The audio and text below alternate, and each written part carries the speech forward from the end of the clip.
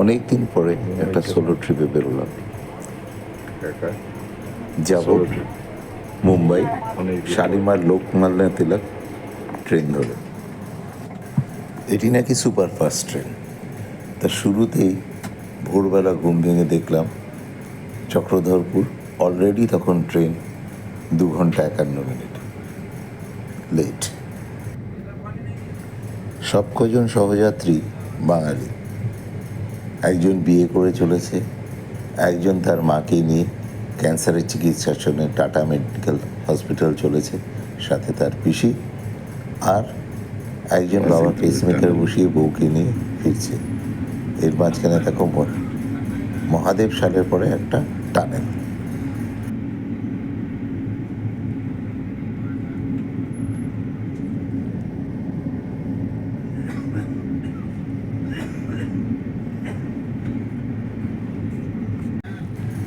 টানেলের পরেই দুপাশে পাহাড়, তার নেট দিয়ে ঢাকা। এইসব জায়গায় ইন্টারনেটের কোনো কানেকশন নেই, কারণ পাহাড়ের মাঝখান দিয়ে চলেছে ট্রেন। পাহাড় না, ঠিক উঁচু উঁচু টিলা। দিস ইজ আফটার মহাদেব সালের পরে পৌঁছে গেলাম রাউরকেল্লা। পৌঁছতে আরও লেট। কেন যে ট্রেনটার নাম সুপারফাস্ট কিছুই বুঝে উঠতে পারলাম না। একটা সুপারফাস্ট ট্রেন, লেটের পর লেট।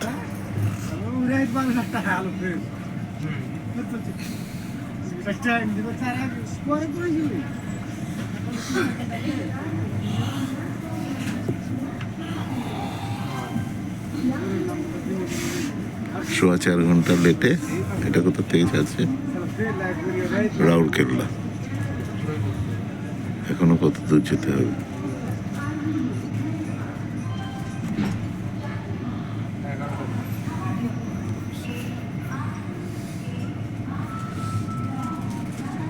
রেটে যাওয়ার এটাই এক বিপদ।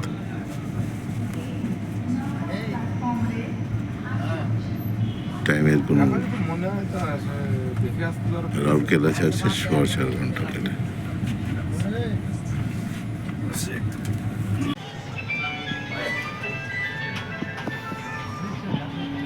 প্রায় 4.5 ঘন্টা লেটে উঠলাম ঝাড়সুগদার পরেই দেখো কি সুন্দর বড় একটা লেক, বিশাল লম্বা লেকটা।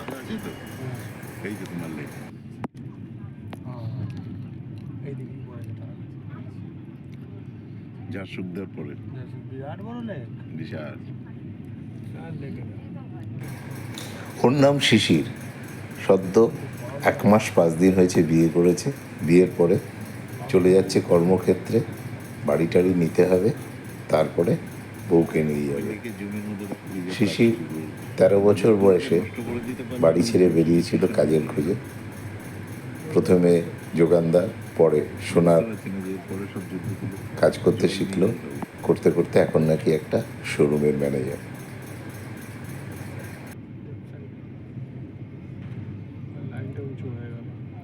পাশের লাইনটা উঁচু হয়ে যাওয়ার জন্য না দেখতে পাচ্ছি না।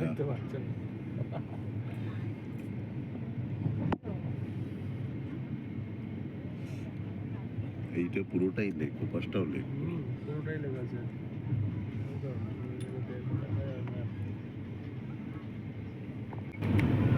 এই দেখো লেকের ক্যানালের মধ্যে লেক খোলা আছে। বললাম তো এটা কিন্তু লেকটাই চলছে। ঝাড়সুগদার পরে বিশাল লেক আছে।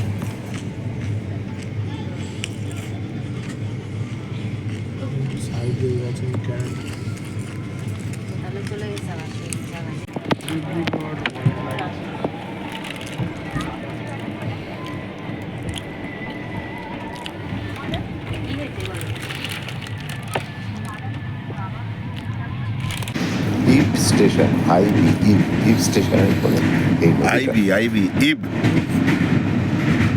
ইব স্টেশনের পরেই না এটা? বিরাট।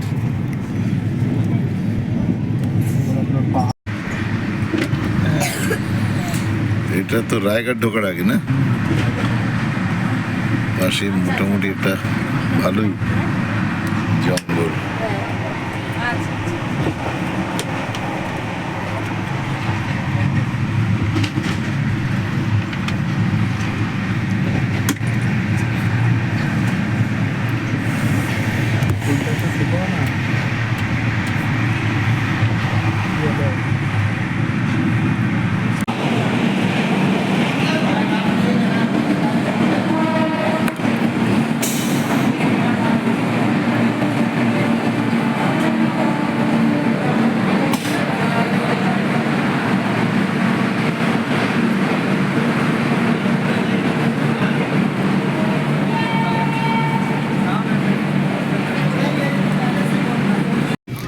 জায়গাটা ক্রস করছি, এই জায়গাটার নাম হচ্ছে ভাটাপাড়া।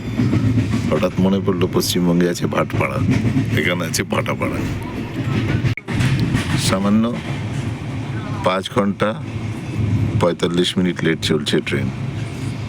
কী করে একটা ট্রেন 5 ঘন্টা 45 মিনিট একদিনের মধ্যে, তাও 24 ঘন্টা হয়নি, লেট হয়, শুধু ভারতীয় রেলই জানে। এরা শুধু দুরন্ত গতির ট্রেন নাম দিয়েছে, দুরন্ত, অমৃত এক্সপ্রেস, বন্দে ভারত। যেগুলো পুরনো ট্রেন সেগুলো যত লেট হোক হোক কি এসে যায়। ভাটাপাড়ায় রাস্তার পরে যে ময়লা, দেখুন, ছোট্ট শহর, তাতেও প্লাস্টিকের কি ঝামেলা। শহর না, গাঁ বোধ হয় একটা।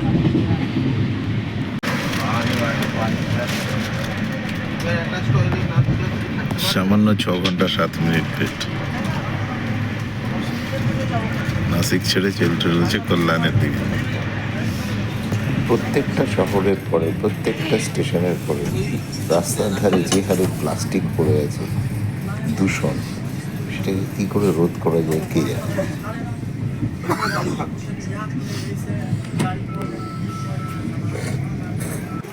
এবার ট্রেন ঢুকলো ইগতপুরি। এই ইগতপুরি বর্ষার সময় খুব সুন্দর, খুব সুন্দর সুন্দর ঝর্ণা। অন্য সময় কিন্তু সেরকম কিছু নেই। গরম হবে বিশাল, টুপি পরবই না। হ্যাঁ, টুপি আর পরবই না।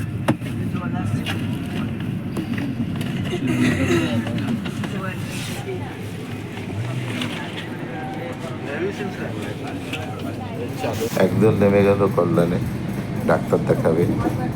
আর দেখো ছোটো ছোটো হিলক্সের মধ্যে দিয়ে ট্রেন যাচ্ছে, দৃশ্যটা খুব সুন্দর, প্রচুর টানেল, কিন্তু লেটের কোনো অভাব নেই। 6 ঘন্টা 45 মিনিট লেট। সব কাজ প্রায় পণ্ড হওয়ার জোগাড়। যে অফিস জয়েন করতে পারবে ভেবেছিল, করতে পারলো না। যে নাসিকে নাম, সেও প্রায় পৌঁছতে পারলো না ডিউটির মধ্যে। সব বিপদ, কিন্তু ট্রেনের নাম কিন্তু সুপারফাস্ট এক্সপ্রেস। সত্যি বড় হাস্যকর লাগে। রেলের কিন্তু এই দিকটা একটু মনোযোগ দেওয়া উচিত।